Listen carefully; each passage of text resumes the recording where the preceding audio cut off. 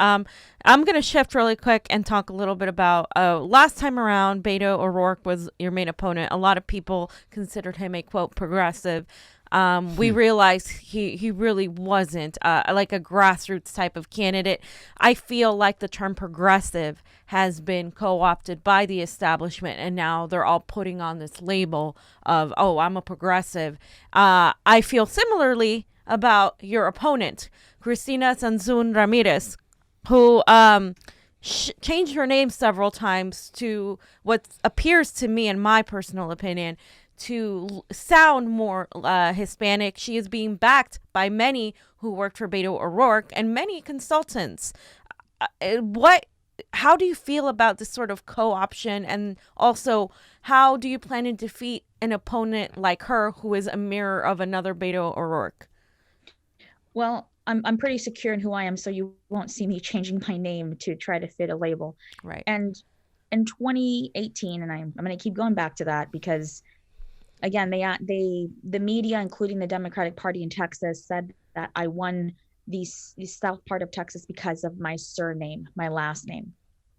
And so that is diminishing the intelligence of Latinos in Texas. It diminishes the Latinos of any somewhat or so-called minority. And in the articles where, holy crackers, sorry, in the articles where Sanzun Ramirez is featured in, it says that she was recruited primarily to get the Latino vote out.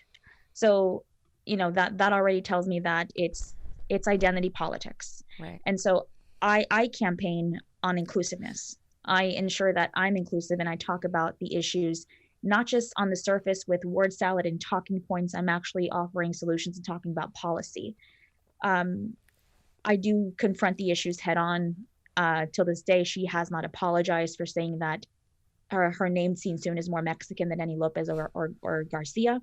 She hasn't apologized to me. She hasn't apologized to the other candidates who are Latinos in the race. And I'm throwing the phone across the room because it's loud. So for me, it's continuing to campaign on policy because my identity is not going to guarantee me any votes. My gender is not going to guarantee me any votes. What's going to make me a serious, formidable candidate is focusing on policy. Yeah. So she can campaign however she wants. And to my knowledge, word on the street, boots on the ground say that this election is going to head into a runoff and I will be facing off with MJ Hager, who is not showing up to any of the events. And she's only showing up to events in which there is fundraising or people have to pay to get in. So what does that tell you? For her, it's all about money. For me, it's all about the issues. It's all about the people. And although, she's considered the front runner, she's been endorsed by the DSCC or the Triple C. That one. There's just so many Ds. Yeah. She's not showing up. In order to win in Texas, you have to show up. It's not about fundraising. People don't care about that. So I show up and I talk about the issues and I run my campaign based on those issues. Yeah. And we've seen colonizers before, so that's nothing new to me. Yeah. Well, what do you do to get that kind of like Beto O'Rourke centrist kind of, liberal kind of voter who might not be a Latino person, whatnot, might be just, a regular run-of-the-mill voter? Like, how do you poach from that Beto O'Rourke pool to get you over the top this time?